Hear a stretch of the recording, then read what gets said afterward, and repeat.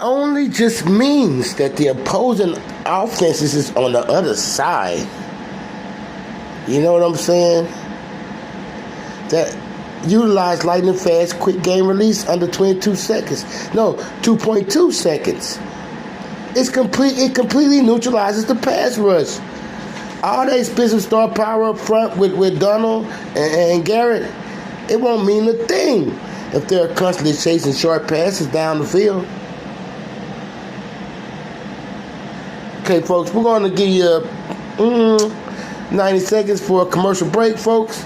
And we'll be right back out of this commercial break on part 2 of For the Argument, NBA NFL schedules, and the topics of the day, folks. We will continue on the second part of Up For the Argument right after these commercial breaks.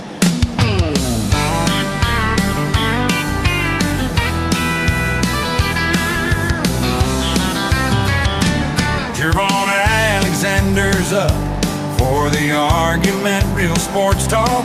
I'm heading home from work, cause I can't miss the show. It's like a party with all the hottest sports news, all the latest stats and hot takes too.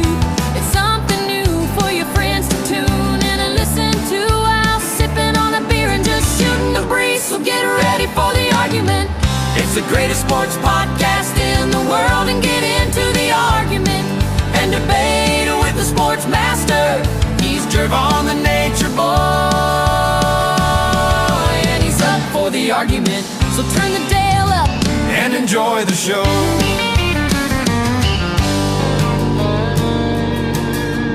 I've been watching sports shows all week long. I'm getting bored, and these shows are getting old, like listening to radio. All right, folks, when you're done talking sports with the guys and ready to kick off the weekend right, you need real, authentic food that doesn't skip on the portions. That's why the Nature Boy goes great to Sam Southern Eatery, right here in Shreveport, Louisiana, folks. 1324 North Market Street. Today, folks, it drives me absolutely insane. Look at the size of these golden fried catfish fillets, jumbo grilled shrimp, and classic southern sides that bring the flavor, brother. Massive portions, unbelievable prices, and the flavor that hits you right in the soul. Give them a call at 318-425-2633. Tell them Gervone, the Nature Boy Louisiana sent you, and get ready for a real southern feast and an absolute treat. Sam Southern Eatery. Mention my name and you get your food in 90 seconds, folks, where the portions are huge and the flavor is legendary. Sam Southern Eatery, North Market, Shreveport, Louisiana. Tired of the everyday sportscast, tired of the modern sports shows, tired of those boring shows that give you the same old, and they don't give it to you unfiltered and raw? Then that's why you need to tune into Gervone Alexander's Up For the Argument. That's right, folks, Up For the Argument, one of the fastest growing, greatest, and the best sports debate podcasts in America, folks. That's right, they're ranked number 7 on the National Speed Feed Sport Podcast Sports Charts category, folks.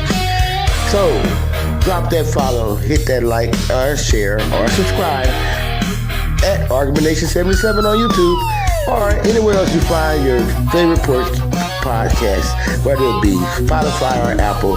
Tune in to Gervone Alexander's Up For the Argument, real sports talk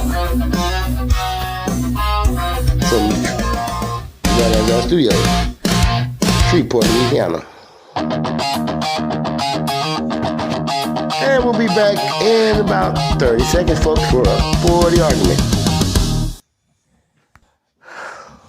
Welcome back to Gervone Alexander's Up For the Argument, real sports talk. And I am sitting here looking at my studio monitors, looking at the sports media landscape, and I am losing my absolute mind.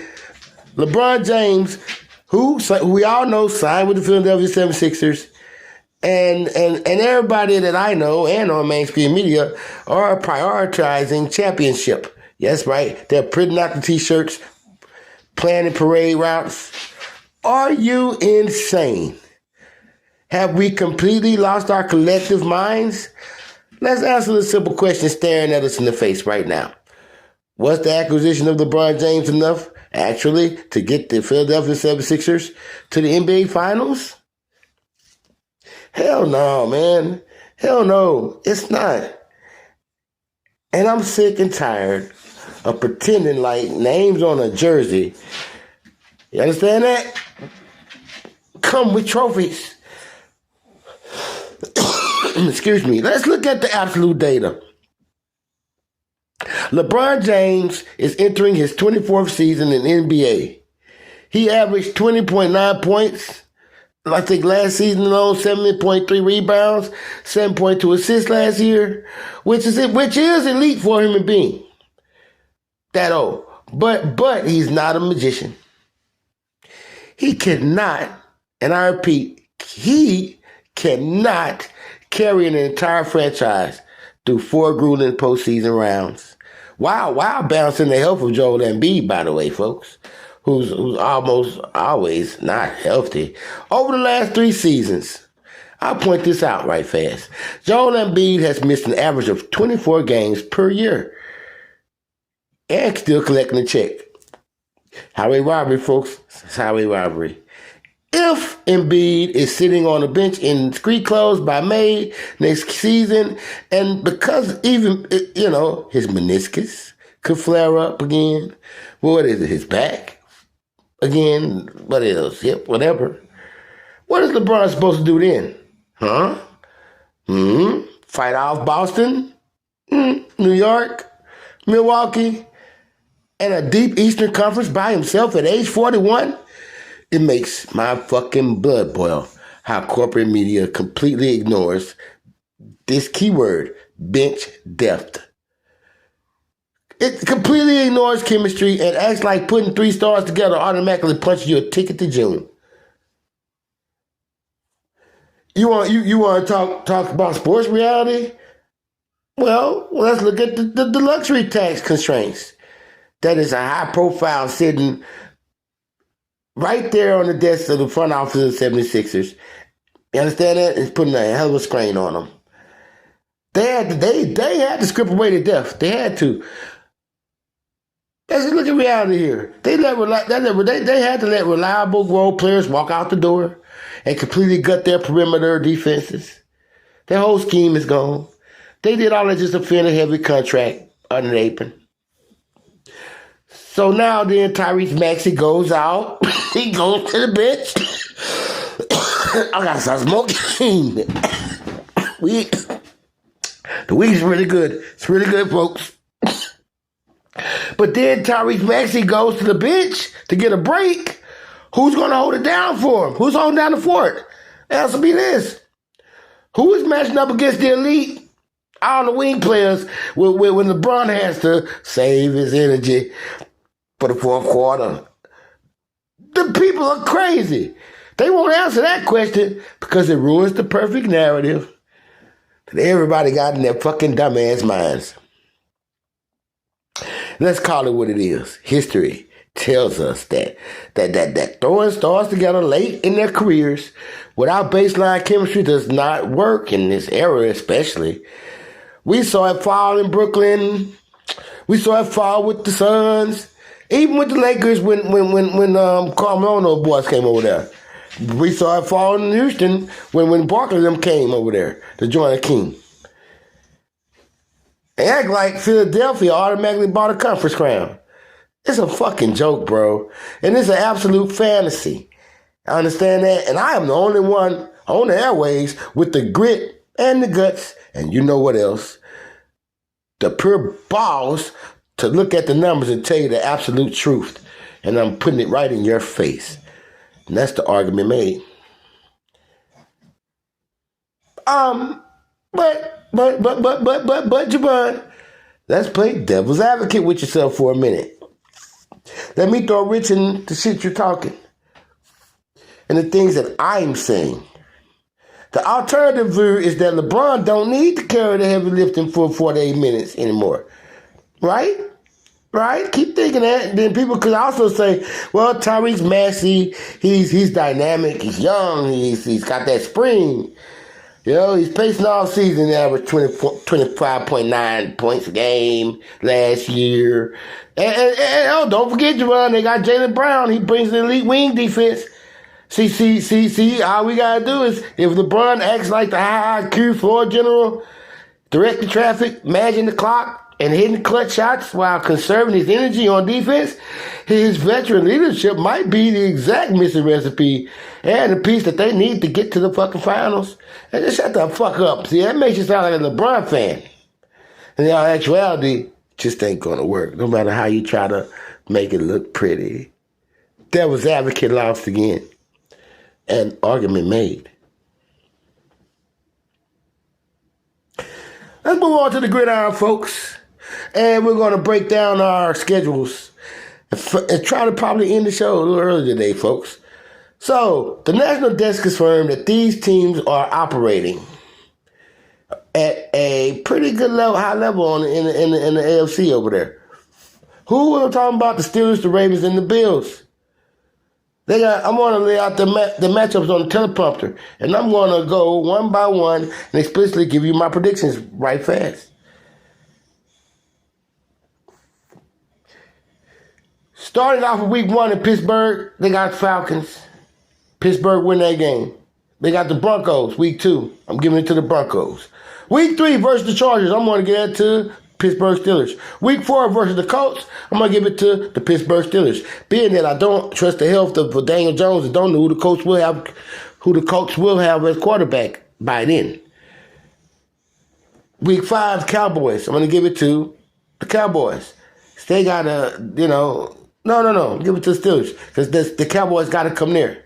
And I'm also going to give week 6 to the Steelers with the Raiders. I'm going to give it to them with the Jets week 7. They got a pretty easy schedule. Giants week 8. Week 9 they got to bye. They'll beat the Giants.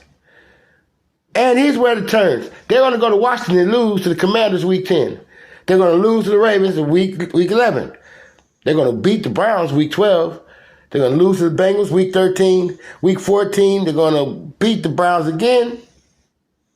And they're going to lose to the Eagles week 15, lose to the Ravens week 17, and they're going to lose to the Kansas City Chiefs week 17, and they will not make the playoffs. Maybe play for a wild card here.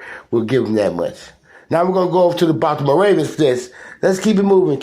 We got to be fluid, folks. We don't have long on this segment. We got the Chiefs against the Baltimore Ravens week 1. We're going to get it to the Chiefs because they got to go to Kansas City. Now I see Kansas City losing their season opener with a fresh, healthy Patrick Mahomes. Then they got to go to Raiders week 2. They're going to beat the Raiders. No, the Raiders got to come there. Then they got to come to Dallas week 3. I said Dallas will beat them because they got to go to Dallas.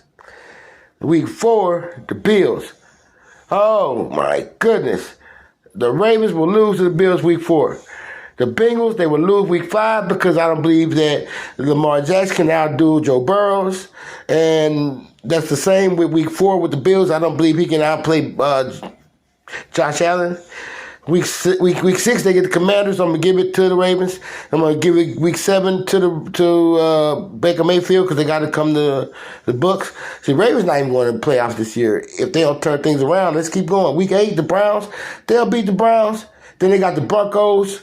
I believe they'll beat the Broncos because the Broncos got to come there. And then they got the Bengals again, week 10. They'll beat the Bengals then because the Bengals not going to beat them twice in the same season. Then they got to go to Pittsburgh. And at week 11, they'll lose to Pittsburgh because they got to go there. I don't see them winning many road games. Then they got to go to the Chargers and lose there. They'll lose there week 12. Week 13 versus the Eagles, they'll beat the Eagles on a bounce back.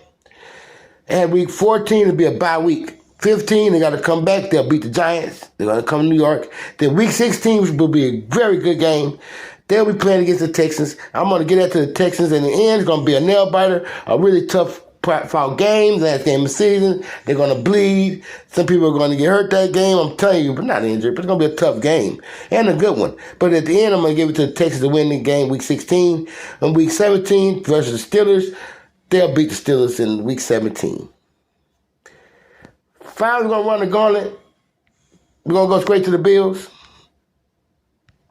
And the Bills got the Cardinals week 1. They'll beat the Cardinals. Week 2, they'll beat the Dolphins.